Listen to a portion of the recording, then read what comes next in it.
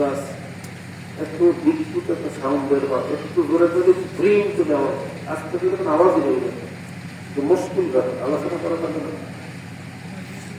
Level থাকতে হবে।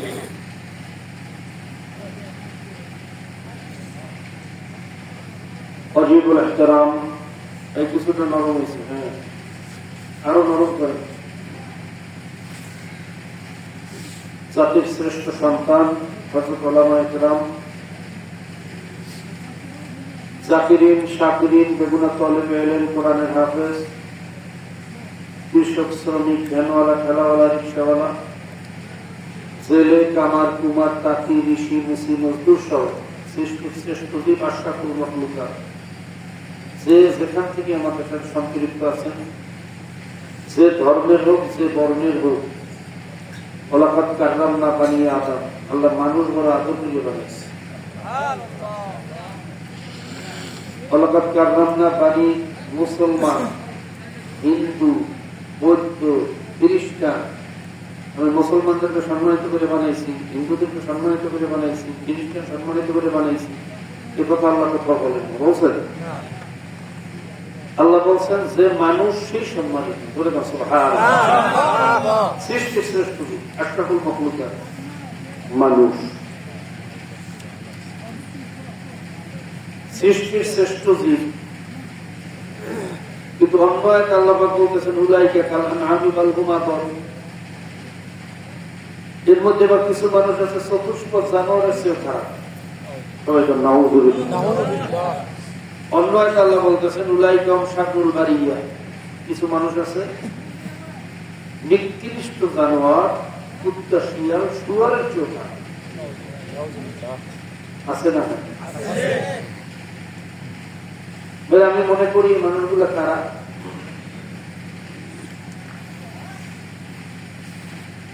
যারা সকাল থেকে সন্ধ্যা পর্যন্ত শুধু খাওয়া বাসা নিয়ে চিন্তা করে, কেমনে খাবো, কেমনে বাঁচবো, হারাম নাই হালাল নাই, দুনিয়ার জন্য ভাইয়ের মাথায় লাঠি মারতে দিতে নেই, ক্ষমতার জন্য, দুনিয়ার স্বার্থের জন্য একজন আরেকজনকে খুন করার ষড়যন্ত্র পর্যন্ত করে, দেশের টাকা চুরি করিয়া, গরিবের পেটে লাঠি মারিয়া বিদেশে টাকা পাচার করে।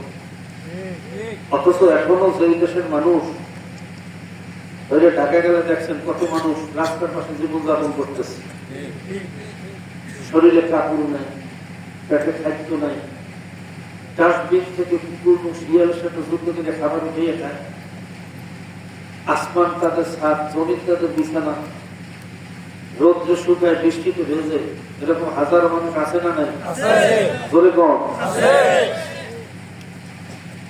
এরপরে এই গরিব মানুষের ট্যাক্সের টাকা চুরি করিয়ে বিদেশে পাঠায়,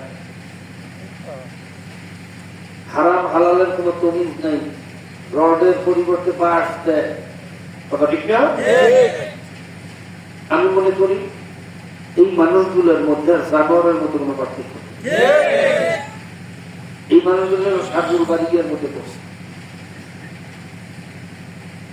একটা গরু সকাল থেকে সন্ধ্যা পর্যন্ত শুধু খাওয়া বাসা, হারাম নাই হালাল নাই, কোনটা কর্তব্য জায়েজ, কোনটা না জায়েজ, কোন জায়গায় পায়খানা পেশাব করা যাইবে, কোন জায়গায় যাইবে না, কোন ফসলটা খাওয়া যাইবে, কোনটা যাবে না, এই চিন্তা গরুর আছে। আমি মনে করি যে মানুষগুলো শুধু খাওয়া বাসা নিয়ে চিন্তা করে, হারাম হালালের ফোকাস করে না, এই মানুষগুলোর ভিতরে আর গরুর মধ্যে কোনো পার্থক্য হইতে পারে। আর যে মানুষগুলা মানুষেরকে ক্ষতি করিয়া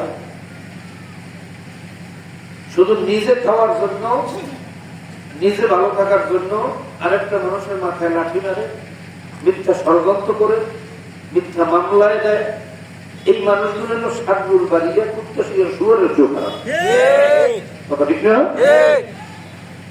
যার মধ্যে এই চিন্তা নাই আমি কে, আমাকে কে বানাইনি, কোথা থেকে আসলাম, কোথায় রওনা করলাম, বাবা কোথায়, দাদা কোথায়, আমি কোথায় যাবো, আমার কবরে কি হবে, হাসরে কি হবে, মিজানে পরিস্থিতি কি হবে, আমার ইমান আমল নিয়ে আমার মালিকের দরবারে দাঁড়াইতে পারবো কি পারবো না, আমাকে মাওলা কি দিয়ে বানাইলেন, কেমনে বানাইলেন? মিন নুতফাতিন আমশাজিন নাবতালিহি ফাজআলনাহু সামিআন বাসীরা। ভেজাইলে নাপাক পানি, এই যে চিন্তা করে দেখছেন কোনদিন? সেই নতফায়ে আমশাজের মধ্যে পৃথিবীর সমস্ত অনুযুক্ত যন্ত্র দিয়ে যদি তোমার আমার তালাশ করো, তোমার আমার কোন অস্তিত্ব তালাশ করে পাবে না। আমার একটা হাত, আমার পা, আমার চক্ষু, আমার কান, আমার দাঁত, আমার নাক, আমার হাত, বাইরে হাত দিয়ে আমার গোস্ত, কোন অস্তিত্ব নতফায়ে আমশাজের মধ্যে আছে না? কথা বলে আছে না? যেরকম ভেজাইলে নাপাক পানি নতফায়ে আমশাজ আমার মায়ের উদরের ফ্যাক্টরির ভিতরে ফেলা যায়, 10 মাস 10 দিন ঘুরেই ফিরে যায়, এত সুন্দর চেহারা দিয়ে, কোন জায়গায় মায়ের সাথে সম্পর্ক, কোন জায়গায় বাবার সাথে সম্পর্ক, একটা জেনেটিক্যাল রিলেশন তৈরি করিয়া এত আদর করিয়া সুন্দর করে বানাইছে কি? আরো জোরে গান, জোরে গান। বাবা, এই চিন্তা যার মধ্যে নাই, আমি মনে করি তার মধ্যে আর পশুর মধ্যে কোনো পার্থক্য। তোমরা এই বস্তুবাদের জমানায় আল্লাহ পাক আপনাকে আমাকে দুনিয়ার সমস্ত কাজকর্ম থেকে রেহাই দিয়ে প্রচন্ড ঠান্ডাকে উপেক্ষা করে ঠান্ডা জমিনের উপরে একমাত্র রেজায় মাওলার উদ্দেশ্যে আসার মতো তৌফিক দান করছেন। এই জন্য সবাই শুকরিয়া দান বলি আলহামদুলিল্লাহ। এটা আল্লাহর খাস মেহেরবানি ছাড়া আপনার আমার দ্বারা আসা সম্ভব ছিল না, ছিল না। এই মাহফিলের দাওয়াত অনেকেই পাইছে, পাইছে না? সবাই আসতে পারছে না। এখনো তালাশ করলে দেখবেন আশেপাশে বিভিন্ন জায়গায় বাইরে বসে বসে বিভিন্ন বিবাদ শেখার করতেছে, গল্প গুজবে ব্যস্ত, গুনার কাজে ব্যস্ত, গান বাজনা নিয়ে ব্যস্ত। কথা ঠিক না? দাওয়াত পাওয়ার পরে, সুযোগ থাকার পরে আসতে পারে না। আবার এই মসজিদে তালাশ করলে দেখবেন এমন মানুষও আছে যারা অনেক দূর থেকে জরুরি কাজ ফেলে, অসুস্থ শরীর, এরপরেও মাহফিলের দাওয়াত পাওয়ার পরে বাড়িতে থাকতে পারে না, পাগলের মতো এখানে চলে আসে। যদি আল্লাহ তৌফিক না দিতেন আপনি আমিও আসতে পারতাম। আল্লাহ যেরকম আপনার মজলিসে আসার তৌফিক দান করছেন, যেই মজলিসের জন্য ফেরেশতারা দোয়া করে, যেই মজলিসের চতুর্পাশে ফেরেশতারা হাফাতুল মালাইকা জিকিরের মজলিস যেখানেই দেখে ফেরেশতারা সেই জায়গায় বেষ্টন করিয়া দাঁড়াইয়া থাকে। অগশিয়াতুর রহমা ওয়া নাযালাত আলাইহিমুস সাকিনা, যেই মজলিসে আল্লাহ পাকের জিকির হয়, মাওলার স্মরণ হয়, আল্লাহ রাসূলের আলোচনা হয়, ওই মজলিসের উপর আল্লাহ পাক রব্বুল আলামিন তার রহমতের দরওয়াজা খুলিয়া দেয়, সাকিনা বর্ষণ করতে থাকেন, কুদরতি জবানে ডাকতে থাকেন, কে আছে গুনাহগার, আয় আমার রহমতের দরওয়াজা খোলা, আমার কাছে মাফ চা, আমি তোদেরকে মাফ করি। আল্লাহ রাসূল আলাইহিস সালাতু ওয়াস সালাম বলেন, যেখানে 40 জন মুমিন আছে সেখানে একজন আল্লাহর ওলিও আছে। আর আল্লাহর ওলিদের সোহবতে থাকলে এমনকি তাদের চেহারার দিকেও যদি কেউ মোহাব্বতের সাথে একবার তাকায়, আল্লাহ পাক রব্বুল আলামিন খুশি হইয়া তার সগীরা গুনাহগুলোর মাফ করে দেন। সুবহানাল্লাহ। এবার বুঝলে বলেন তো এই মজলিসটার দাম আছে না না? আরো জোরে করে আছে না না? গাজী বাবা, বড় দামি একটা মজলিসে আমরা বসছি, যদি নিয়াতে পুলিশের সাথে বসতে পারি, খোদার কসম খাইয়া বললেও ভুল হবে না, একটা মানুষকে আল্লাহ এখান থেকে খালিয়াতে ফিরিয়ে দেবে। সোহবত যে কত বড় দামি জিনিস, এটা বুঝাইয়া বলার যোগ্যতা আমার নাই। এই সোহবতের কারণে আসহাবে কাহাবের কুকুরটা পর্যন্ত আল্লাহ জান্নাতে ঢুকিয়ে দিবে। কিসের কারণে? ইবাদতের কারণে। কুকুরটা কি নামাজ পড়ছে? কথা বলে না। আসহাবে কাহাবের খেদমতে ছিল, আল্লাহ খুশি হইয়া কুকুরটাকে জান্নাতে ঢুকিয়ে দিবে। এর নাম হলো সোহবত। কিন্তু আফসোস, বর্তমান জমানায় একদল কপাল পোড়া বের হয়েছে, এরা বলে খবরদার আলেমদের কাছে যাওয়া যাবে। আওয়াজটা একটু বানান লাগবে ভাই, ওই লোক গেল। আবার সাউন্ড বক্সে কি আওয়াজ হয় না? হালকা একটু সাউন্ড না, সাউন্ড বক্সে। একদল বার হয়েছে বর্তমান জমানায় কথিত আহলুল হাদিস নামধারী এরা বলে খবরদার আলেমদের কথা শোনা যাইবে না, কোন ইমাম মানা যাইবে না, কোন পীর মানা যাইবে না, কোন ইক্তেদা কাউকে বানানো যাবে না। ইমাম আবু হানিফা রাহমাতুল্লাহ আলাইহি যদি কেউ মানিয়ে চলে সে শিরক করলো, নাউযুবিল্লাহ। মানতে হইবে কোরআন হাদিস, অনুসরণ করতে হইবে কোরআন হাদিস। সুবহানাল্লাহ বলেন না, নাউযুবিল্লাহ। ভাইয়া কথাটা তো সুন্দর, কোরআন হাদিস মানতে হইবে, কথাটা কি খারাপ না ভালো? ভালো কথাটা না, ভালো কথা। শুধু আলেমদেরকে বাদ দিয়া কোরআন হাদিস মানার ক্ষমতা আছে কার? ইমাম বাদ দিয়া ইসলামের উপরে চলতে পারবেন ক্ষমতা আছে কার? অনেকের আছে মনে হয়, সবাই কথা বলে না, আছে পারবে? কথাটা সুন্দর, কোরআন হাদিসের অনুসরণ করো, কিন্তু কোন আলেমের কথা শুনিও না। কোরআন হাদিসের কথা শোনো, কোরআন হাদিসের অনুসরণ করো। কথাটা সুন্দর না? কালিমাতু হাক্কুন আলা কানা মুতাবিল বাতিল। কিছু কথা আছে, কথাটা সুন্দর, কথাটা ভালো, কিন্তু উদ্দেশ্য ভালো না। ধরে কোন উদ্দেশ্য শিয়ালে এসে মুরগির পরামর্শ দিচ্ছে, এই বেশি বাড়াই না, তোমার আরেকটু কমান, ওই দূরের আওয়াজ বাড়াই না, দূরের আওয়াজ কমান, ওই যে গুমগুম আওয়াজ আসতেছে, যে তুই মালিকের নিয়ন্ত্রণে থাকো, তোর কি বাসি পচা খাওয়ায়। আয় জঙ্গলের কিনারে ভালো ভালো ধান আছে, গম আছে, শাক আছে, সবজি আছে, আবার কোকো আছে, চোকো আছে, খাওয়ানোর কোনো অভাব নেই, তাড়াতাড়ি আয়। আর মুরগিকে চিন্তা করে যে আসলে এই জায়গায় থাকতে কি খাই, ওই জায়গায় ভালো ভালো খাবার, তার পরামর্শটা খুব ভালো লাগে। ও মালিকের নিয়ন্ত্রণ ছাড়িয়া জঙ্গলের পাশে গেছে ভালো ভালো খাইতে। শিয়াল কি খুশি না দাদা? ধরে কম কেন খুশি? কেন? হ্যাঁ, এখন আর মদ খাইয়া পরে খাওয়া যাবে, কথা ঠিক না? কোনটা বাড়াইছেন এটা প্রমাণ। বক্সের সাউন্ড একটু নিতেন, অল্প অল্প তো বেশি না। ভাইরা ঠিক তদ্রুপ আলেম ওলামাদের নিয়ন্ত্রণে আমরা আছি, নিরাপদে আছি, কথা ঠিক না? আলেমরা আমাদেরকে রাস্তা দেখায়, আমরা সেই অনুযায়ী চলি না, আমরা নিজেরা রাস্তা আবিষ্কার করি, কথা বলে না।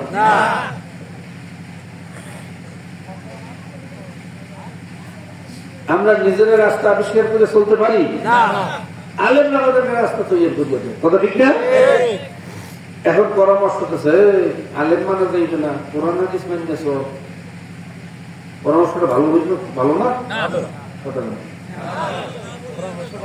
হ্যাঁ, কোরআন হাদিস মানিয়া নিজে নিজে পড়িয়া, নিজে নিজে লেখিয়া, ফতুয়া আবিষ্কার করিয়া এই বর্তমান জমানায় যে সমস্যাগুলো আছে সব সমস্যার সমাধান দিয়া আপনি নিজে নিজে ইসলামের উপরে চলতে পারবেন, ক্ষমতা আছে কারো? জোরে করে আছে? কোরআন হাদিসে সব জিনিস পাইবেন পাবেন যদি আপনি খুব ভালো আলেম হন। ধরেন আপনি ইমাম আবু হানিফার মতো হাফেজে হাদিস, হাফেজে কোরআন হয়ে গেছেন। ইমাম আবু হানিফা রাহমাতুল্লাহ আলাইহি তো হাদিস মুখস্থ ছিল 5 লাখ। কয়লা 1 লক্ষের উপরে ছিল সনদ সহ। তেনার মতো ইমামের উপরে মানা যাইবে না, মানতে হইবে বাটপাড়া। নাউযুবিল্লাহ। ধরলাম আপনারা সবাই ইমাম হয়ে গেছেন একেবারে খুব হাফেজে হাদিস, হাফেজে কোরআন। আপনি ইজমা কিয়াস বাদ দিলে কোরআন হাদিস সব জিনিসের সমাধান দিতে পারবেন? পারবেন? তাহলে পারলে সমাধান দেন তো। আমি মাইকে যে আজান দিই, মাইকে যে মেয়েরা কিরাত করি, কিরাত আজান যাতে ইবাদতের সাথে সম্পর্কিত, ইবাদতের সাথে সম্পর্কিত না। এই মাইকে আজান আল্লাহর নবী দিয়েছে, কথা বোঝে না, কি কথা বলতেছে? সাহাবায়ে কেরাম দিয়েছে, কোরআনে হাদিসে আছে, তাহলে মাইকে কথা বলা যায় না। আমরা যে টেক্সটাইলের কাপড় পরি, এই টেক্সটাইলের কাপড় আল্লাহ নবী পরছেন? কথা বলেন সাহাবায়ে কেরাম পরছেন? তাহলে তো টেক্সটাইলের কাপড় দিয়ে 70 টাকা খরচ আদায় হবে না নাকি? কি হবে না আদায়? একদল কয় না, আরেকদল কয় হবে। যদি খরচ আদায় না এখন তো কাপড় খুললে একটু কথা বলি। আল্লাহ নবীর জমানায় টেক্সটাইল ছিল ছিল। এই মাসালাগুলো আমরা পাইছি কোথায়? এই মাসালাগুলো আবিষ্কার হয়েছে ইজমা কিয়াসের মাধ্যমে। সুবহানাল্লাহ। আরেকটার উপরে কিয়াস করিয়া মাসালা ইস্তেমবাদ করছে। এই মাসালা যারা ইস্তেমবাদ করে তাদেরকে বলা হয় মুস্তামবিদ, বা ইস্তেহাদ যারা করে তাদেরকে বলা হয় মুস্তাহিদ। আমাদের আকাবেররা, আমাদের ইমামরা যেমন কিভাবে ইস্তেহাদ হয়, ছোট্ট উদাহরণ দিলে ভালো বুঝবেন। ইজমা কিয়াস কেমনে হয়? যেমন এক সাহাবী আল্লাহ নবীর কাছে যে বলতেছে, ইয়া রাসূলুল্লাহ, ইয়া হাবিবাল্লাহ, আল্লাহ এবং আল্লাহর রাসূলের ভাই এই কথা বলার পরে যে বিকৃত সাউন্ড হয়, এটা প্রমাণ। এই ইউনিটারি পাওয়ারফুল আপনার এই যে এগুলো তো সব দেশের হইল যে ইয়া ভোল্টেজ ট্রান্সফরমার নাকি ইন্ডিয়া, এই জন্য কোনো ব্যালেন্স নেই। ধরিম করলে ওদের দেখালা করলো, পিছনে গেলে খারাপটা করলো পুরো মন্দির।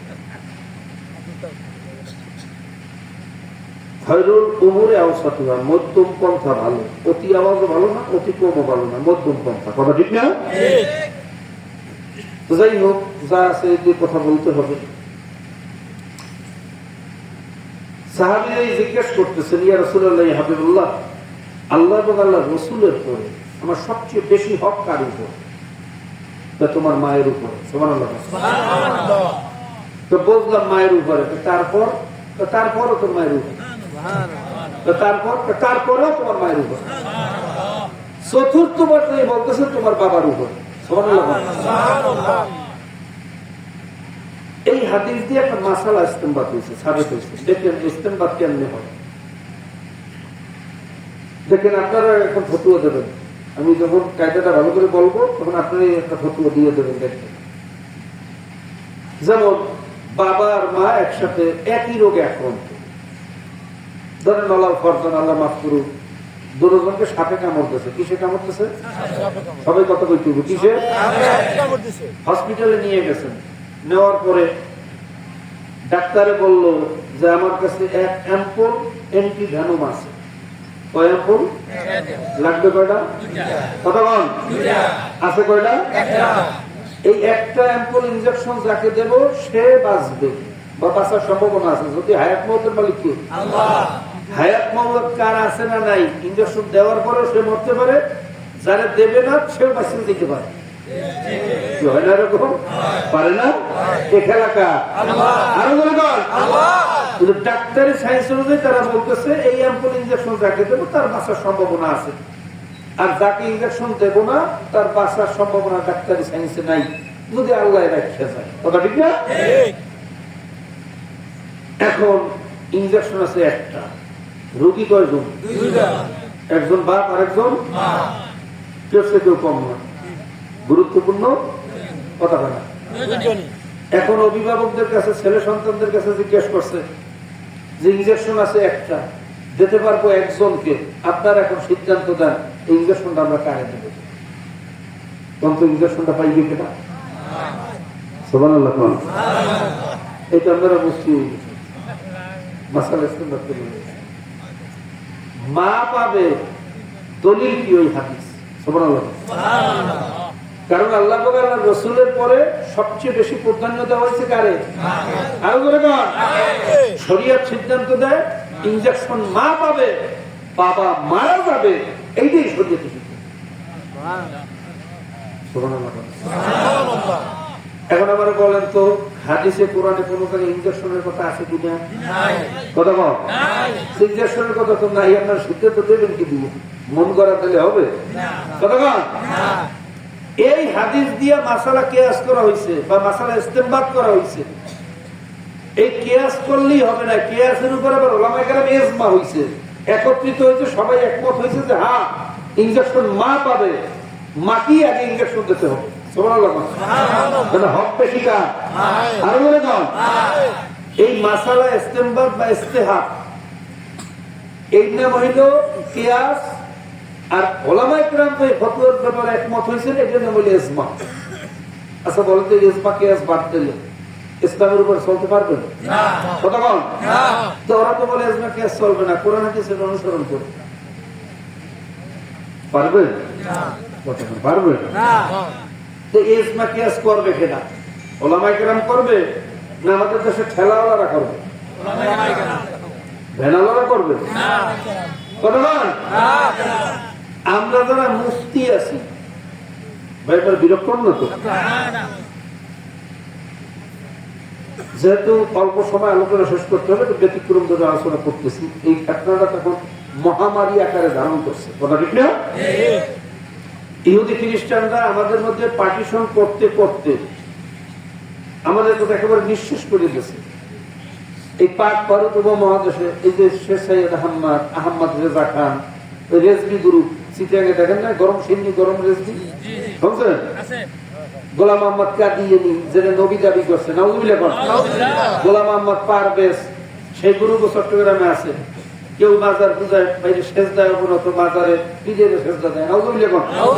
কেউ বলে আমি কোরআন মানি, হাদিস মানি না, হাদিসের মধ্যে সমস্যা আছে, নাউজুবিল্লাহ কোন।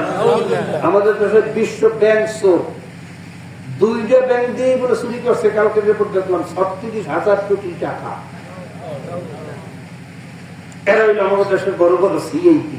কি সম্মান! সালমান এফ রহমান বাটপার, কথা ঠিক না? ওই বাটপারে বক্তব্য দিয়েছিল দেখেন না, যে কোরআনটা মানা যায় তা কিছু কিছু সমস্যা আছে কোরআনেও, কিন্তু হাদিসের সমস্যার অভাব নেই। এই আমাদের মধ্যে দল বাইক গেছে, একজনে হাদিস মানি, আরেকজনে কোরআন মানি, আরেকজনে কয় ভাইয়া 60,000 কালাম কিতাবে আছে, বাকি 90,000 কালাম আছে গায়েবে। এই 90,000 কালাম আল্লাহর সাথে যোগাযোগ করিয়ে আমাদের পীরেরা গোপনে আল্লাহ থেকে খবর পায়, সেই অনুযায়ী আমল করায়। নাউজুবিল্লাহ কোন। এরকম বিভিন্ন দলে বিভক্ত আমাদেরকে পছন্দ করে না, এতেও তারা ক্ষান্ত হয় না। এই দলে বিভক্ত করার পর আহলে হাদিস ভাইরা আপনার যেমন গোলাম আহমদ কাদিয়ানি, সে নবী দাবি করিয়া মুসলমানদের থেকে আলাদা হইয়া আলাদা মসজিদ বানাইছে, আলাদা একটা কাফেলা করছে। আমাদের খুব বেশি ক্ষতি করতে পারে না, কথা ঠিক না? ওরা চিন্তা করলো যে ঘটনা কি, মুসলমানদের মধ্যে এত দল বানাইলাম, মারামারি করে ঠিকই, কিন্তু রাস্তায় রাস্তায় করে, ময়দানে করে, কিন্তু মসজিদে তো মারামারি করে না। মসজিদে মারামারি মুসলমানে করে কথা বলা করে? মসজিদের মধ্যে কেমনে মারামারি লাগানো যায়, এর লিগে বানাইছে আহলে হাদিসের দল, কথা বলে। এই 10 বছর আগে এই ফেতনা আমাদের দেশে ছিল না। এখন মসজিদে যাইয়া কোষে গাইয়া দাঁড়ায়, কেউ খালি এরকম করে, কেউ চলে আমি করিয়া পাশে মাস লাভ দিও, কথা বলে। ফেতনা শুরু করছে, কথা ঠিক না? এবং এরা বলে আলেম মানা যাইবে না, কোন ব্যক্তির অনুসরণ করা যাইবে না।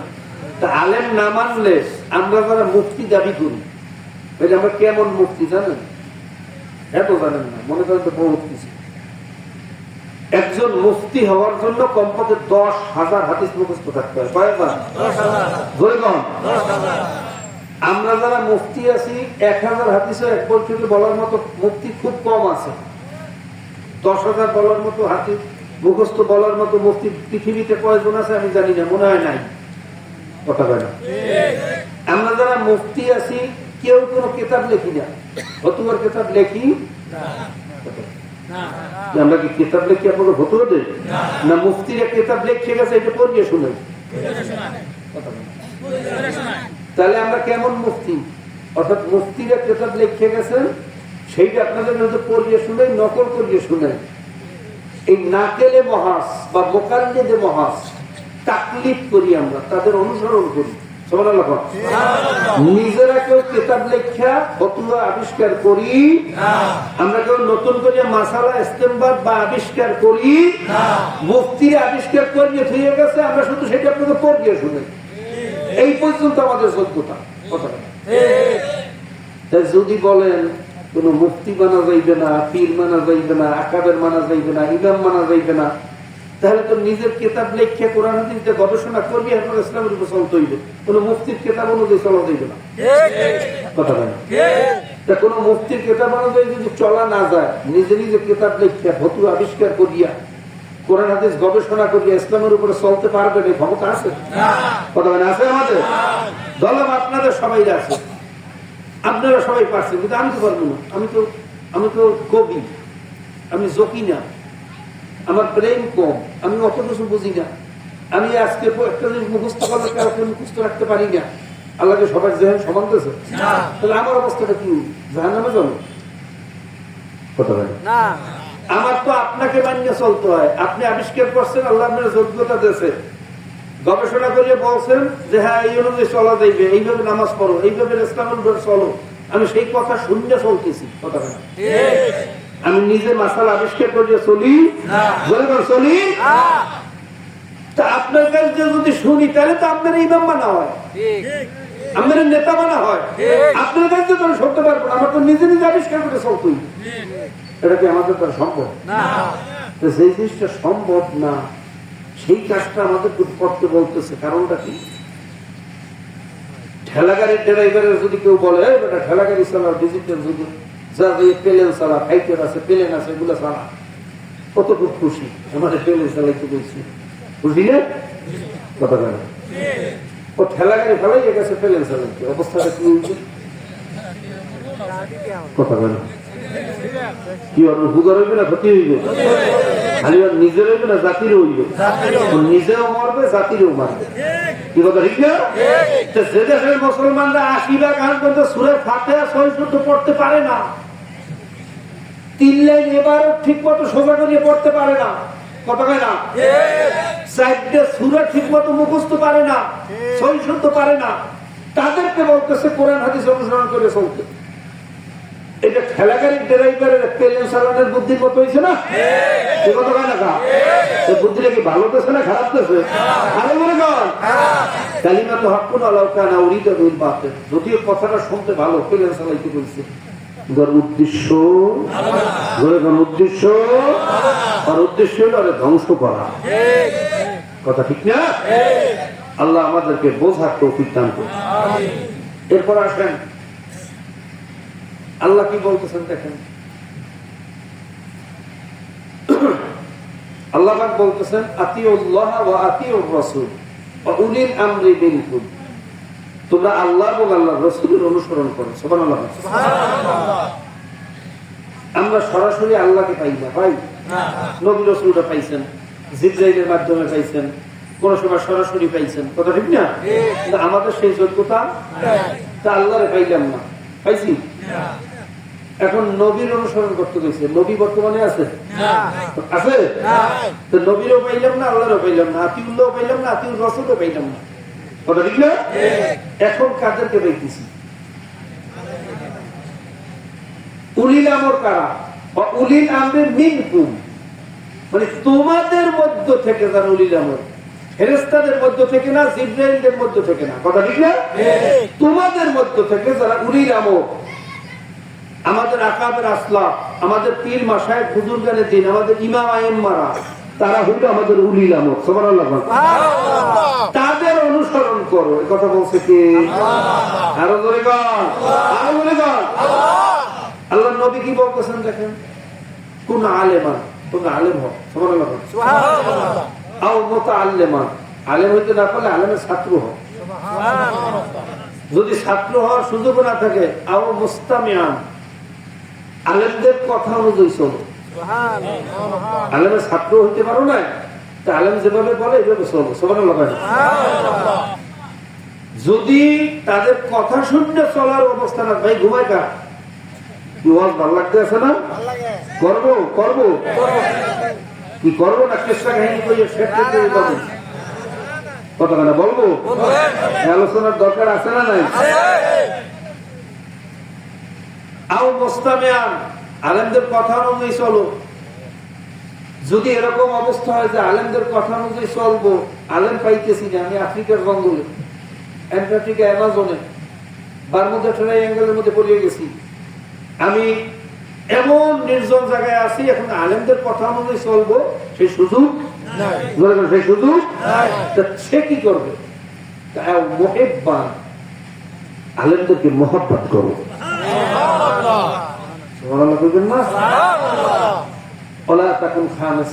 চাইনের মধ্যে থাকো, পঞ্চম হইল ফাতাহলি, পঞ্চম রাস্তা হইল ধ্বংসের রাস্তা।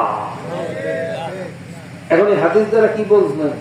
আলেমদের অনুসরণ করা লাগবে না লাগবে না? আলেমদেরকে ভালোবাসা লাগবে না লাগবে না? তো যে খবিস গুলা বলে আলেম মানা যাইবে না, কোরআন হাদিস মানতে হইবে, কোরআন হাদিস অনুযায়ী চলতে হইবে, এরা কি সত্য বলছে না মিথ্যা বলছে? যারা বলে আলেম মানা যাইবে না, ওরা আল্লাহর বিরুদ্ধে, আল্লাহর নবীর বিরুদ্ধে, ওরা হইল আবু জেহেল আর নমরুদের পক্ষে আর ইবলিসের পক্ষে। কথা ঠিক না? আল্লাহ আমাদেরকে বোঝার তৌফিক দান করুন। ভাইয়া, নেতা ছাড়া ইসলাম চলে চলে? কিয়ামতের ময়দানে তো ডাকবে নেতার পিছনে, আল-ইয়াউমা নাদউ কুল্লা উনাসিন বিইমামিহিম, নিশ্চয়ই তোমাদেরকে ডাকা হবে কিয়ামতের ময়দানে তোমাদের নেতার পিছনে। কার পিছনে? কোরআন হাদিসের পিছনে ডাকবে বলছে? কথা হয় না? মান তাশাব্বাহা বিকওমিন ফাহুয়া মিনহুম, দুনিয়ায় যাদের দলভুক্ত হয়ে চলবা, যাদের সাথে একত্রিত হয়ে চলবা, সম্পর্ক রাখবা, তাসবিহ রাখবা, কিয়ামতের ময়দানে তাদের দলভুক্ত হয়েই উঠবা। ওই দল যেই জায়গায় যাইবে, ওই নেতা যেই জায়গায় যাবে, তুমিও সেই জায়গায় যাবে। দুনিয়া চলবেন টাউট পাটপারের লগে, দুনিয়ায় নেতা মানবেন খারাইয়া মতুন নেতা, আর কিয়ামতের ময়দানে উঠবেন আল্লাহ ওয়ালাদের সাথে, ওলামায়ে কেরামদের সাথে, লাগাইবেন মাদার গাছ, খাইবেন আম। কোনদিন সম্ভব? সম্ভব? দুনিয়া তো দলে বলে চলতে হইবে কাদের সাথে? কথা না, দলে চললে হবে? দুনিয়া তো নেতা মানতে হইবে কাদেরকে? তাহলে কিয়ামতের ময়দানে উঠবো কাদের পিছনে?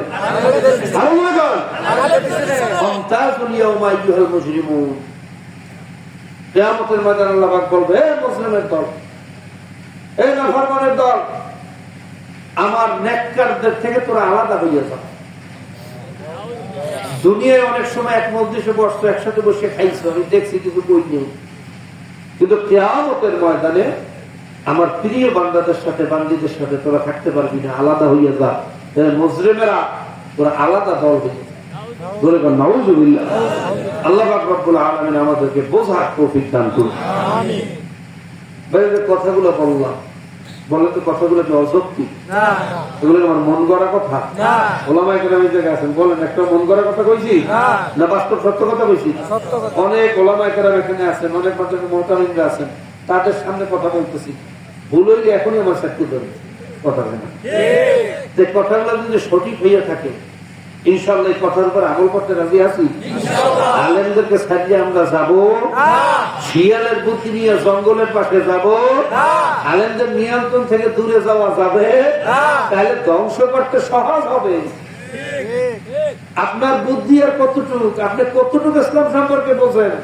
আলেমদেরকে ছাড়িয়ে যখনই ওদের বাটপারের পাল্লায় পড়বেন, ওই মুরগির শিয়ালে যেমন মুরগির ঘাড় মটকাইয়া খায়, আপনারও ঘাড় মটকাই আপনাকে জাহান্নামে নিয়ে পৌঁছে যাবে। ঠিক হবে? ঠিক। আল্লাহ পাক আমাদেরকে বোঝার তৌফিক দান করুন। এখন আবার আরেকটা কথা বলতে পারেন, হুজুর, আলেমদের সোহবাতের যদি এতই মূল্য হইয়া থাকে, সোহবাতের কারণে কিয়ামতের ময়দানে তো জানেন আপনারা, একজন হাফেজ কমপক্ষে 10 জনকে সুপারিশ করে মাওলানা জান্নাতে লইয়া দিয়েছে।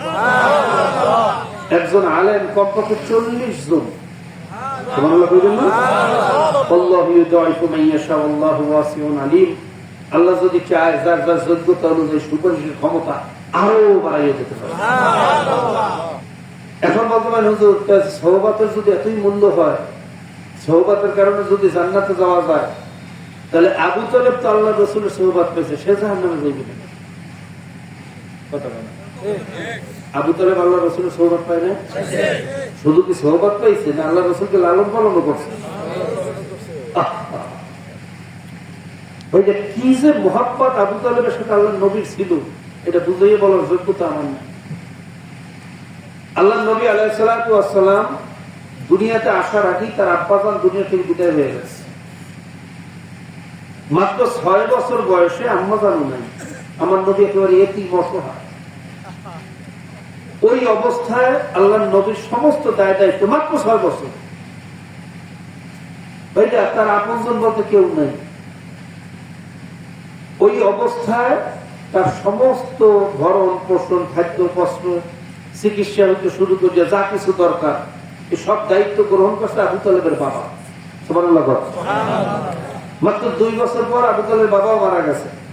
আল্লাহ নবী যখন 8 বছর বয়স তখন সব দায়িত্ব নিয়েছে আবু তালেব। সুবহানাল্লাহ। দায়িত্ব নিয়ে এমন ভাবে লালন পালন করছে, এমনি তো আরবে অতীত আপ্যায়ন, ভাই পরায়ণ মানুষ, কথা ঠিক না?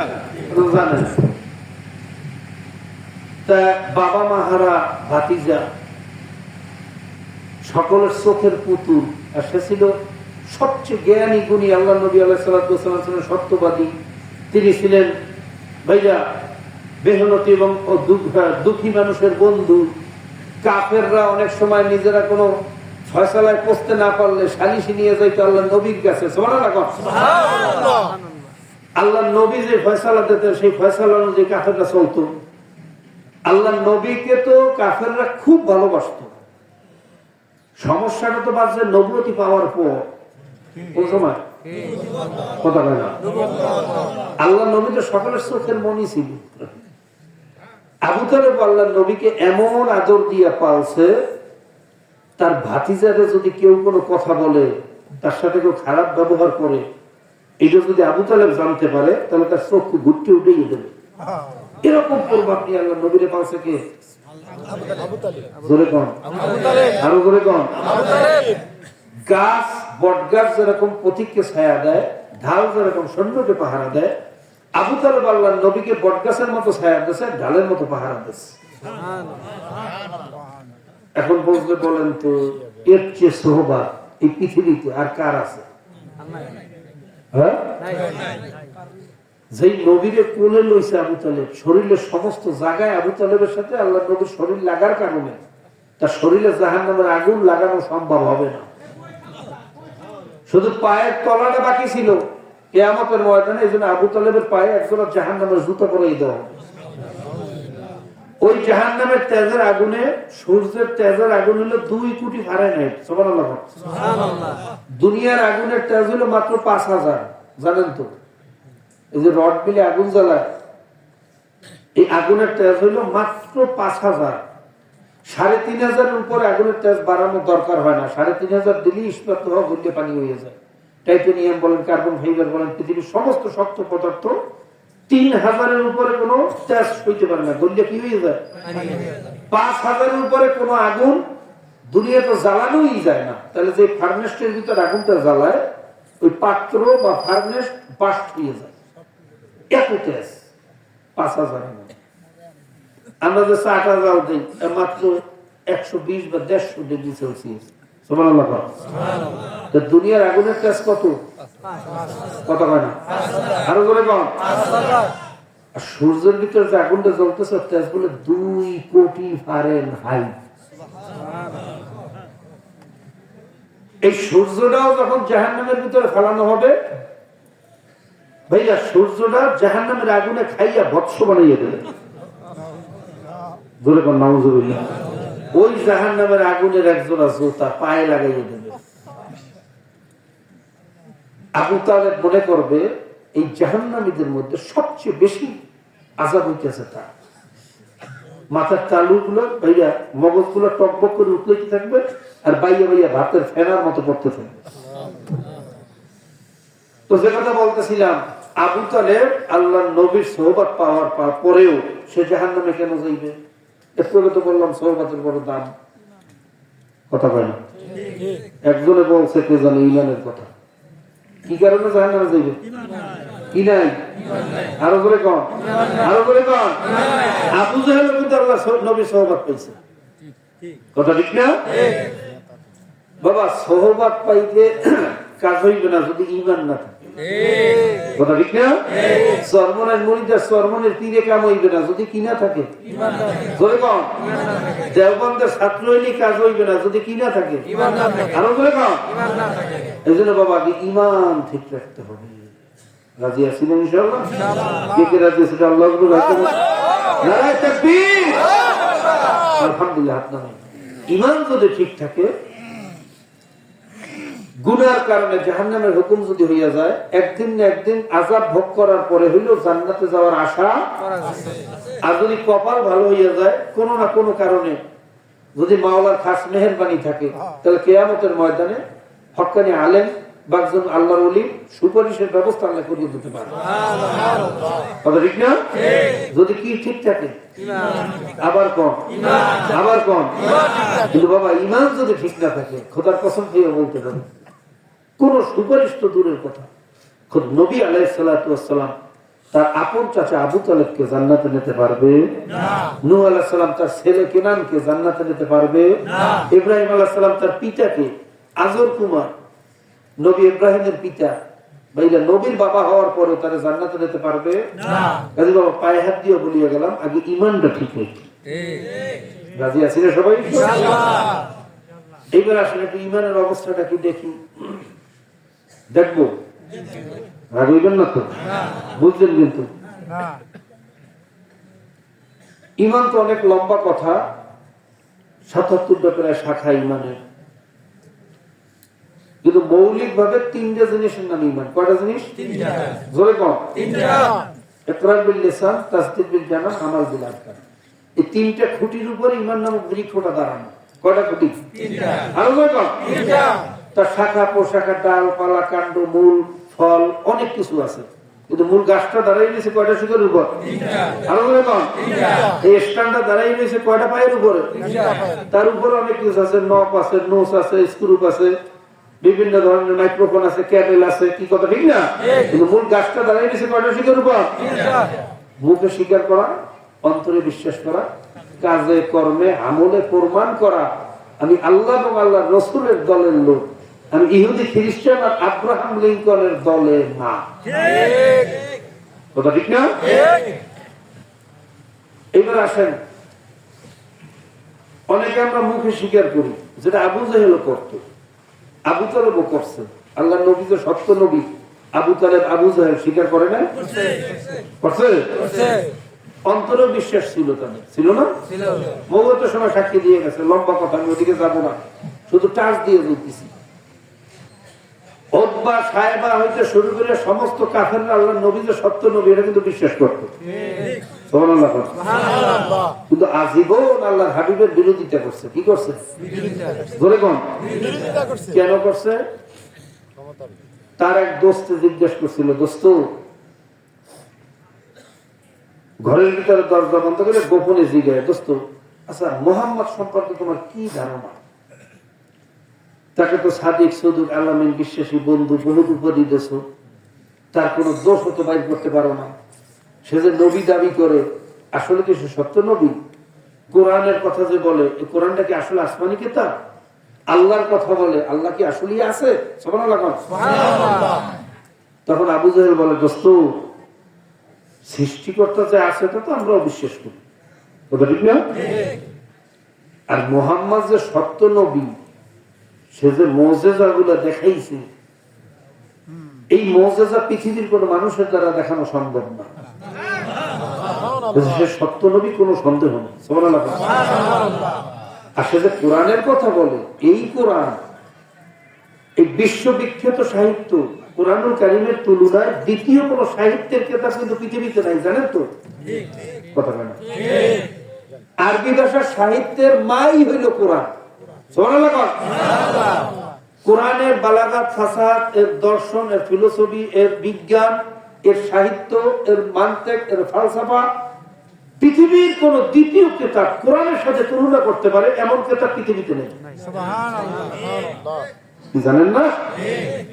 আবু জাহেল বলতেছে যে মুহাম্মদ তো কোনো পড়ালেখাই জানে না, আল্লাহ নবী তো কোনো স্কুল মাগলে মাদ্রাসায় কোনো বক্তব্য পড়ে নাই, পড়ছে না? কোন দুনিয়ার ওস্তাদের কাছে আল্লাহ নবীর শিক্ষা গ্রহণ করছে না? আল্লাহ নবীর ওস্তাদ যদি হয় দুনিয়ার কোন সাধারণ মানুষ, তাহলে ওস্তাদের সম্মান তো ছাত্রের চেয়ে বেশি থাকে, কথা বলেন। তাহলে আল্লাহ নবীর সাথে তার সম্মান বাড়িয়ে যায়, কথা বল। এই জন্য আল্লাহ আল্লাহ নবীর ওস্তাদ আল্লাহ ছাড়া আবার কেডা উঠবে? আমি সেদিকে যাবো না। আবু জেহেল বলতেছে যে মোহাম্মদ তো সাহিত্য সম্পর্কে জানে না, বালাগাত ফাসাদ বোঝে না, মানতিক ফালসাফা বোঝে না, নাহু সরফের এলেম নাই, এমনকি নিজের নামও নিজে লিখতে পারে না। তার দ্বারা এরকম কিতাব লেখা এত চিন্তাও করা যায় না। আমাদের দেশে যারা পড়ালেখা জানে না, যদি একটা সিডিও লিখতে না, ছোট্ট চিঠি, আর বাইরে সিডির মধ্যে ভুল হবে না? হবে না? কথা হয় না? একটা হইবে না বেশি হইবে? প্রত্যেক লাইনে লাইনে হইবে না? প্রত্যেক বাইরে শব্দে শব্দ হইবে? হইবে না? তা আল্লাহ নবী তো পড়ালেখা জানতেন না। সে যদি কোরআন লিখতেন তো প্রত্যেক লাইনে লাইনে ভুল হইতো, কথা হয় না রে? আবু জাহেল বলতেছে যে এই কিতাব মুহাম্মদ তো ভালো কথা, দুনিয়ার কোন সাহিত্যিকের দ্বারাও এরকম কিতাব লেখা মানুষের দ্বারা সম্ভব না, এটা নিশ্চয়ই আল্লাহর কিতাব, তাতে কোনো সন্দেহ নাই।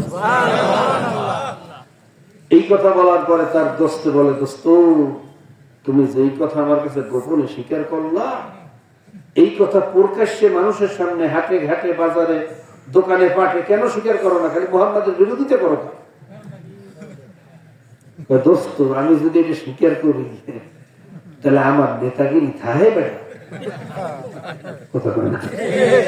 আমি যে কাফেরদের এত বড় নেতা হয়েছি, আমার কথা এত কাফেররা ওঠা বসা করে, এত দলে বলে চলে, আমার এই দল বল, এই ক্ষমতা, এই নেতাগিরি কিছু থাকবে সত্যি মুহাম্মাদের নেতা মানবে না। এবার বুঝলে বলেন তো আবু জাহেলের ভিতরে বিশ্বাস ছিল না ছিল না? আরো জোরে বল। জবানেও স্বীকার করছে না করে না? কিন্তু আজীবন আল্লাহর হাবিবের পক্ষ করছে না বিরোধিতা করছে? কেন করছে? জোরে বল। এই নেতাগিরির মহব্বতের, দলের মহব্বত, এক কথায় দুনিয়ার মহব্বত, কথা ঠিক না? বর্তমান জমানে এরকম আবু জাহেল মার্কা একদল ইমানদার আমাদের সমাজে আছে না নাই? মুখে স্বীকার করে, অন্তরে বিশ্বাস করে, পট্টিও পরে, মাঝে মাঝে টুপি বেরিয়ে মসজিদেও যায়, মাদ্রাসায় দান সদকা করে, কথা কয় না? ভিতরে একটু মহব্বত আছে, কথা কয় না? আলেম ওলামাদেরকে ভালোবাসে, কিন্তু কাজে কর্মে আল্লাহর নবীর দল করে না। দল করে আবু জাহেলের দল, চলে আবু জাহেলের দল, কথা বলে জোরে কম, আরো জোরে কম। কিসের মহব্বত? ওই দলের মহব্বত, ক্ষমতার মহব্বত, এমপিগিরি মন্ত্রীগিরির মহব্বত, কথা ঠিক না? চেয়ারম্যান হওয়ার মহব্বত।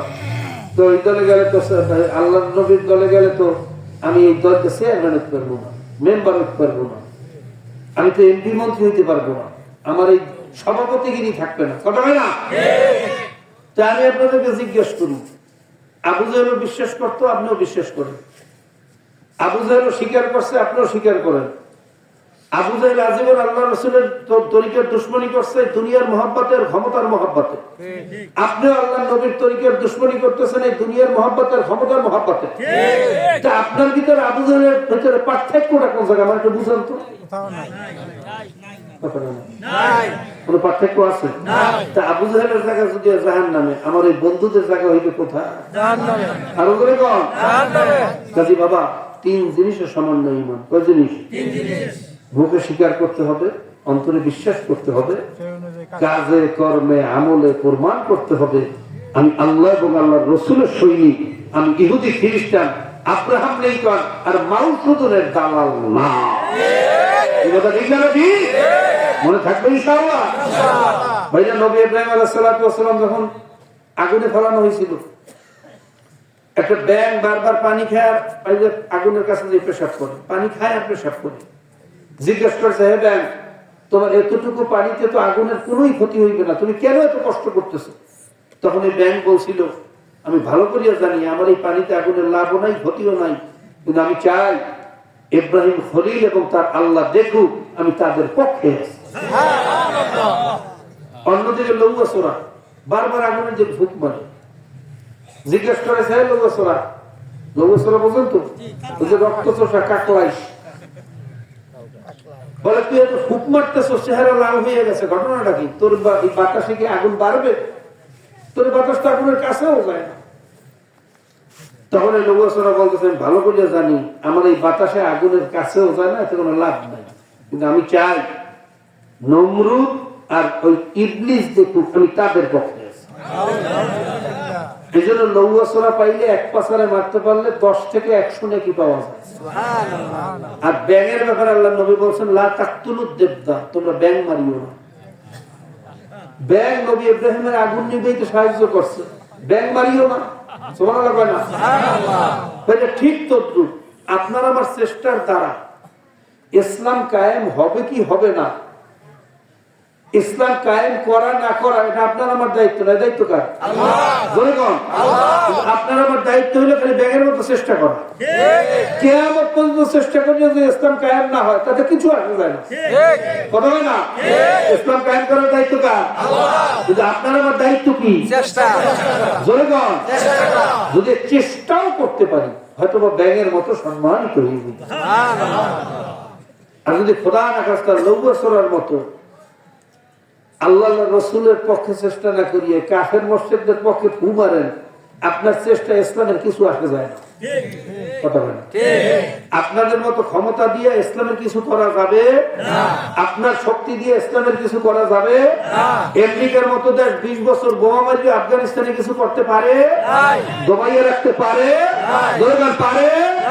পতিত ফ্যাসিবাদের মতো 92% মুসলমানের দেশে পতিত স্বৈরাচার, এমনকি ইফতারি পর্যন্ত বন্ধ করে দিয়েছে ইউনিভার্সিটি থেকে, ইফতার মাহফিল করা যাবে না। কি ক্ষমতার দাম গো, কথা কয় না? তোমার এই ক্ষমতা দিয়ে ইসলামের কিছু আসে কিচ্ছু করতে পারবে না। ইসলাম হেফাজত করার দায়িত্ব কার? আরো বলে কর, আরো বলে কর। কিন্তু তুমি যদি লৌয়াচোরার মতো ইসলামের বিরুদ্ধে খালি ফুকাও, তুমি ওই লৌয়াচোরার মতো অপমানিত হয়ে যাবে, ইসলামের কিছু হবে জোরে কোন হবে। কাজী বাবা আপনার আমার দায়িত্ব হলে ব্যাগের মতো খালি ইসলামের পক্ষে থাকা। রাজি আছি? রাজি আছি তো ইনশাআল্লাহ? কে কে আছে তো আল্লাহ নারায়ে তাকবীর। মহিলারা ঘরের মধ্যে হাত লাগান, আমার মা ভাইতে হুক ফেরেশতারা সাক্ষী থাকুক আমরা ইসলামের পক্ষে থাকবো। আল্লাহুম্মা আমিন। সবাই হাত তুলুন। আল্লাহ 3 জিনিসের সমন্বয় আমাদের সকলকে ঈমানদার হওয়ার তৌফিক দিন। আমিন। এইবার আসেন ভাইরা, বিরক্ত লাগে না তো?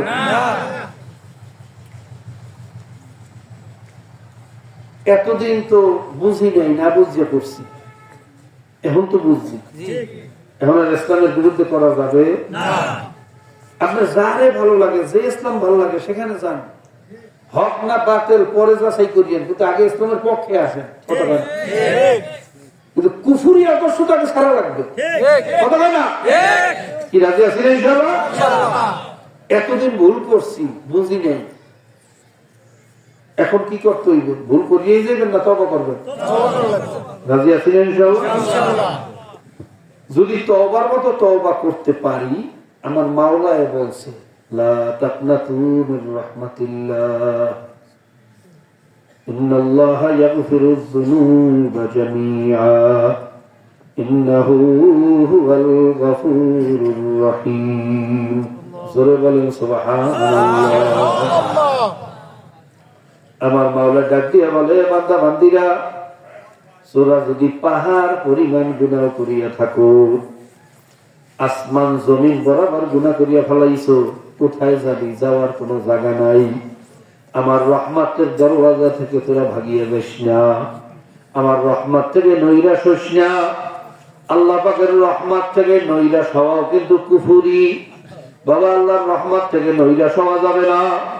আল ঈমানু বাইনাল খাউফি ওয়ার রাজা, আশা এবং ভয় এই দুইটার মাঝখানে হইল ঈমান। একদিকে মাওলার ভালোবাসার আশা বুক ভরা থাকতে হবে, যে আমার মাওলার কাছে মাপ চাওয়ার মতো চাইতে পারলে আমার মাওলায় মাফ করিয়া দেবেন, এই আশায় বুকটা ভরা রাখতে হবে। অন্যদিকে মাওলার ভয়ে অস্থির থাকতে হবে, খোদা না খাস্তা যদি আমার মাওলা আমাকে থামা মারিয়া ধরিয়া বসে, আমাকে যদি কাঠ গড়ায় দাঁড়া করাইয়া বসে, মান্য কিসা ফাঁকা ঢালাকা, আল্লাহ যাকে কিয়ামতের ময়দানে ধরিয়া বসবেন, এ বান্দা এইটা করছো কা, ওইটা করছো কা, এদিকে গেছো কা, ওদিকে গেছো কা, মাওলার সুয়ালের জবাব দেবা এত বড় ক্ষমতা কোনো মানুষের হবে না বাবা। যাকে ধরবে তার ধ্বংস অনিবার্য। যদি খোদা না খাস্তা যদি মাওলা আমাকে সুয়ালের কাঠ গড়ায় দাঁড়া করাইয়া ফেলায়, একটা প্রশ্নের জবাব দেওয়ার ক্ষমতা আমার নাই। কথা ঠিক না বেঠিক? আল ঈমানু বাইনাল খাউফি ওয়ার রাজা, আশা এবং ভয়ের মাঝখানে হইল ঈমান। যদি মাওলার রহমতের আশা থেকে নৈরাশ হওয়া যাবে না। আমার মাওলায় বলছে লা তাকনাতু মির রাহমাতিল্লাহ, তোরা আমার রহমত থেকে নৈরাশ হইস না। ইন্নাল্লাহা ইয়াগফিরুয যুনুবা জামিআ, আমি তোদের জীবনের সমস্ত গুনাহ মাফ করিয়ে দেব। ইন্নাহু হুয়াল গফুরুর রহিম, আমি মাওলা বড় দয়াল, আমি মাওলা বড় মায়া। কাজী বাবা আমার মাওলার রহমত থেকে নৈরাশ হইয়েন না। দাহিয়া কলবির মতো খুনিরে যদি মাওলায় মাফ করতে পারে, বাইরে ওই বনি ইসরাইলের নিকৃষ্ট যুবক, এমন কোন নিকৃষ্ট কাজ নাই যে ও করে নাই। ওর মতো নিকৃষ্ট মানুষকে যদি মাওলায় মাফ করতে পারে, বাইরে আরবের সেই বেশ্যা নারীরে যদি মাওলায় মাফ করতে পারে, আমার মাওলায় শুধু উসিলা তালাশ করে কোন উসিলায় বান্দা বান্দারে মাফ করিয়া দেওয়া যায়। সবসময় শুধু উসিলা তালাশ করে। আল্লাহ ভাই, আজকে এই মজলিসে অনেক উসিলা আছে, অনেক বেগুনা তলেবে ইলম আছে, অনেক কোরআনের হাফেজ এখানে আছে, অনেক সাদা দাড়িওয়ালারা আছে যাদের কান্নায় আমার মাওলায় বলে লজ্জা পায়। এমন আহলে কলব জাকিরিনরা আছে যারা কান্না শুরু করলে মাওলার আরশটা গরম হইয়া যায়। এমন আল্লাহর ওলিরা ওখানে আছে, ওলামায়ে কেরামেরা আছে যাদের চেহারার দিকে তাকাইলে মাওলা সগীরা গুনাহগুলা মাফ করিয়া দেয়। হাদিসের ভিতরে ঘটনা আসছে, এক বুড়া সারা জীবন মাওলার দুশমনি করছে। হঠাৎ তার ভিতরে অনুশোচনা আসছে, আরে আমি যদি এই অবস্থায় দুনিয়া থেকে বিদায় হইয়া যাই, আমার অবস্থাটা কি হইবে।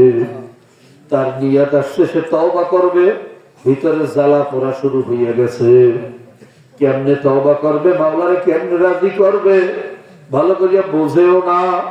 সে এক আলেমের দরবারে রওনা করছে। ঘর থেকে বাহির হইয়া যখন আলেমের দেখাইয়া বাড়ির দিকে রওনা করছে, পথের মধ্যে আজরাইল এসে উপস্থিত। তওবার করতে পারে না, জানটা কবজ করে দিয়ে গেছে। জান্নাতের ফেরেশতারা হাজির, জান্নাতের ফেরেশতারা হাজির। জান্নাতের ফেরেশতারা বলে তো তওবা করতে রওনা করছে, ওর রূহ আমরা জান্নাতের ফেরেশতারা নিয়ে যাব। জাহান্নামের ফেরেশতারা বলে না, ও তওবা করতে রওনা করছে কিন্তু এখনো তওবা করতে পারে নাই। ভাইটারা কমাই দেন তো, মাইনাস দেন। ও এখনো তওবা করতে পারে না, ওর জান আমরা জাহান্নামের ফেরেশতারা নিয়ে যাব। দুই ফেরেশতারা যখন নিজেদের মধ্যে তানাজু শুরু করছে, আল্লাহ পাক রব্বুল আলামিনের কাছে মুকদ্দমা দায়ের হইছে। আল্লাহ পাক রব্বুল আলামিন বাইরে ফয়সালা দিয়ে দিলেন, যাও যাইয়া দেখো আমার এই বান্দার থেকে নিজের বাড়ি কাছে না আলেমের বাড়ি কাছে। জমিন মাপিয়া দেখো, যদি নিজের বাড়ি কাছে হয় জাহান্নামের ফেরেশতারা রূহ নিয়ে যাইবে, যদি আলেমের বাড়ি কাছে হয় জান্নাতের ফেরেশতারা রূহ নিয়ে যাইবে। হাদিসের ভিতরে ঘটনা আসছে, বাস্তব পক্ষে তার বাড়ি ছিল কাছে আর আলেমের বাড়ি ছিল দূরে। কিন্তু আমার মাওলা গোপনে হুকুম দিয়ে গেছে, হে জমিন, হে জমিন, আলেমের বাড়ি কাছে হইয়া না, আমার বান্দার বাড়ি দূরে হইয়া না। আমি আপনাদের দিকে তাকাইয়া রইছি, ওর কলিজার ভিতরে বড় জ্বালা, আমি ওরে মাফ করিয়া দিলাম। আমার মাওলা গুলো উসিলা তালাশ করে, কোন উসিলায় কারে মাফ করা যায়। আর ওর বেশি কুকুরের একটু পানি খাওয়াইছে, মাওলার আত্মা মাখলুক ভাইরা, যদিও আত্মা মাখলুক মাওলায় বানাইছে, এই মহাব্বতের কারণে কুকুরের যখন পানি খাওয়াইছে, আমার মাওলার এই আমলটা এমন ভালো লাগছে, মাওলায় খুশি হইয়া বললেন, নবী আপনি জানিয়া রাখেন আমি বেশ্যা নারীকে মাফ করিয়া দিলাম। বাবা কখন মাওলা কাকে কোন উসিলায় মাফ করিয়া দেয় বলা যায় না। এই মজলিসটাও মাফ পাওয়ার মতো অনেক কারণ এখানে আছে। এখানে এমন মানুষও আছে বাবা যারা কান্না শুরু করলে বাবার আরসটা গরম হইয়া যায়। এমন বেগুনা তলে বেলে আছে যাদের পায়ের নিচে ফেরেশতারা শুধু নূরের পর বিছায়। পর্দার আড়ালে এমন মাওলার প্রিয় বান্দিরা আছে যাদের কান্না মাওলা সইতে পারে না। কাজে এরকম মজলিস আর কোনদিন পাই না পাই। এই মজলিস থেকে বাড়ি যাব কি যাব না আমার মাওলা ছাড়া কেউ জানে না। এই রাত্রটা আপনারা থেকে যায় না বাবা, পৃথিবীর কোনো মানুষে বলতে পারে না। আজকাল কিন্তু প্রত্যেকের পিছনে খালি হাত বাচ্চা দারোগার মতো হ্যান্ডকাপ লইয়া ঘরে মালিকের একটু হুকুমের অপেক্ষায় আছে।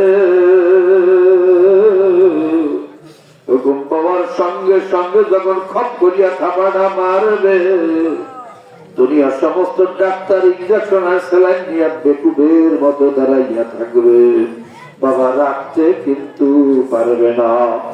আর মনে রাখবা আজরাইল উপস্থিত হওয়ার পরে কিন্তু তওবাও কবুল হবে না। দুই সময় কিন্তু তওবাও কবুল করা হবে না। একটা তো সাকরাতুল মউতের সময় সারা জীবন মাওলার দুশমনি করবা, আর আজরাইলকে দেখা তওবা শুরু করবা। আজরাইলকে দেখার সঙ্গে সঙ্গে তো কলিজাটা উল্টো হয়ে যাইবে বাবা। মাওলার কাছে তওবা করবা সেই ক্ষমতা কোনো মানুষের হবে না। আজরাইলকে দেখিয়া তওবা করার অপেক্ষায় আসরে কপাল পোড়া। ফেরাউনের মতো জবানটা বন্ধ করিয়া দেবে, তওবা করতে দেবে না। কাজী বাবা আজরাইল উপস্থিত হওয়ার আগেই তওবা করিয়া ভালাও। কাজে আপনারা আমার জন্য দোয়া করেন, আমিও দোয়া করি মাওলা যেন তার গোলাম হওয়ার তৌফিক দিয়া দেয়। আল্লাহুম্মা আমিন। আল্লাহ একটু মজলিসের দিকে চাইয়া দেখো। আল্লাহ তোমার বান্দারা কেন এই মজলিসে বসিয়ে রয়েছে ঠান্ডা জমিনের উপরে, ক্ষুধা লাগছে তারপর ওঠে না, সারাদিন কাজকর্ম করছে, শরীর ভালো না, এরপরে এখান থেকে লোটে না। কারণটা কি? এখানে তো টাকার জন্য আসে না, চাকরির জন্য আসে না, একমাত্র তোমার মহাব্বতই আছে রে মাওলা। কালিয়াতে ফিরাইয়া দিও না, দিও না, মারুম করিও না, আমাদেরকে তুমি ধ্বংস করিও না। जो तेरे रहमत का मुनकर हो मेरा दिल नहीं,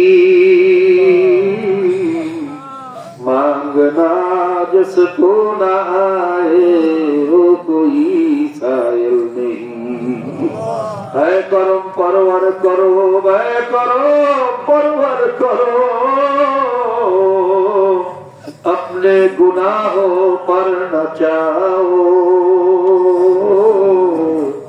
रहम की काबिल हो मैं, इंसाफ की काबिल नहीं। আল্লাহ আমরা সবাই তোমার রহমতের দাবিদার, তোমার দয়ার উপরে নির্ভর। ইনসাফের দাবি করলে যদি ওষুধ দাও একজনও টেকবো না, একজনও টেকবো না। দাবি করলে ওষুধ দিও না, বিচারের কাজ করে দাঁড়া করাইও না, তোমার জোয়ালে জবাব দিতে পারবো না। একমাত্র তোমার দয়ার উপরে মায়ার উপরে ভরসা। তোমার দয়া দিয়া মায়া দিয়া আমাদেরকে মাফ করিয়া দাও, তোমার ভালোবাসা দিয়ে আমাদেরকে কবুল করিয়া দাও। আল্লাহ আল্লাহ যাদের উসিলায় মাহফিল হইল, যারা চেষ্টা করলো, খাটনি করলো, দূর দূরান্ত থেকে পর্দার আড়াল থেকে যত মা বোনরাও শরীক হইল তাদের সকলের উপরে খাস রহমত ঢালিয়া দাও। আমার অনেক যুবক বাবারা ছাত্র ভাইয়েরা এই মাহফিলের জন্য বড় কষ্ট করছে। আল্লাহ বর্তমানে যুবকেরা তো গুনার কাছে পাল্লা দেয়, নেশার পিছনে পড়িয়া জীবনটারে ধ্বংস করিয়া দেয়। আর আমার যুবক বাবারা তোমার কোরআনের মাহফিলের জন্য পাগল হইয়া গেছে। আমার যুবকদেরকে কবুল করিয়া নাও, কবুল করিয়া নাও। যুবকরা পরিবর্তন না হইলে সমাজ পরিবর্তন হবে না। যুবকরা যে কি পারে 24-এও দেখাইয়া দিয়েছে। আল্লাহ আমার যুবক ভাইদেরকে বোঝার তৌফিক দিয়া দাও। আমার যুবকদেরকে ইসলামের পথে আসার তৌফিক দিয়া দাও। ইয়া আল্লাহ, সারা দুনিয়ায় মুসলমানরা বড় কষ্ট করতেছে। মুসলমানের রক্ত নিয়ে কাফের মুশরিকরা হোলি খেলায় পাচ্ছে। 20 বছর আফগানিস্তানে বহু মুসলমান হত্যা করছে। মায়ানমারে মুসলমানের রক্ত দিয়ে নহর জারি করিয়া ফেলাইছে। ইয়া আল্লাহ, ফিলিস্তিনের কথা কি বলবো, তুমি তো ভালো থাকো, তুমি তো ভালো থাকো। আরে দুধের বাচ্চা, ছোট ছোট বাচ্চা মা বাবারা হারাইয়া রাস্তায় রাস্তায় ঘরে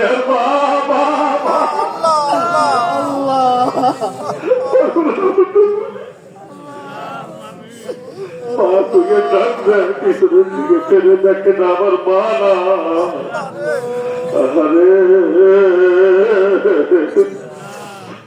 আল্লাহ, আমার ভাই বোনদেরকে তুমি হেফাজত করো। জালেমের গোষ্ঠীর দখলদার জায়েদবাদী ইহুদি আল্লাহ, ওই নাফজালের পূজারী কপাল পোড়াদেরকে হয়তো হেদায়েত করো, নয়তো ধ্বংস করিয়া দাও। ওদের কপালে হেদায়েত থাকলে হেদায়েত দাও, হেদায়েত না থাকলে ধ্বংস করিয়া দাও। আল্লাহুম্মা ইন্না নাজআলুকা ফী নুহুরিহিম ওয়া নাউযু বিকা মিন শুরুরিহিম। وقى سيف الله على عنقهم أعدائك وأعداء الدين اهدهم وإن لم يكن فأهلي اهدهم وإن لم يكن فأهلي। আল্লাহ, সারা দুনিয়ার কাফের মুশরিকদেরকে তুমি হেদায়েত নসিব করো। হেদায়েত নসিবে না থাকলে কপাল পোড়াদেরকে ধ্বংস করিয়া দাও। হেদায়েত নসিবে না থাকলে ওদেরকে ধ্বংস করিয়া দাও। রব্বির হামহুমা কামা রাব্বায়ানি সগীরা। আল্লাহ, বিশেষ করে এই মজলিসে জানি না কার বাবা মা দুনিয়া থেকে বিদায় হয়ে গেছে। আমার মতো মাও নাই, বাবাও নাই, মাও কবরে, বাবাও কবরে। কোনদিন আর বাবা বললে ডাক দেবে না, বুকের সাথে চাপিয়ে ধরবে না, কপালে শুভে খাবে না। আমরা যারা বাবা মা হারাইয়া ফেলাইছি, দোয়া করলাম বাপ মা, দাদা দাদি, নানা নানি, ভাই বন্ধু, স্ত্রী পুত্র পরিজন, ওস্তাদ শাগরেদ, প্রিয়জন, আত্মীয় স্বজন, যার যত প্রিয়জনেরা কবরে আছে সকলের কবর গুলা বেহেশতের বাগান বানাইয়া দাও। আল্লাহ, এই মাদ্রাসাটাকে কিয়ামত পর্যন্ত কবুল করিয়া দাও। এই মাদ্রাসার সকল হাওয়াজ তোমার গায়বী খাজানা থেকে পুরা করিয়া দাও।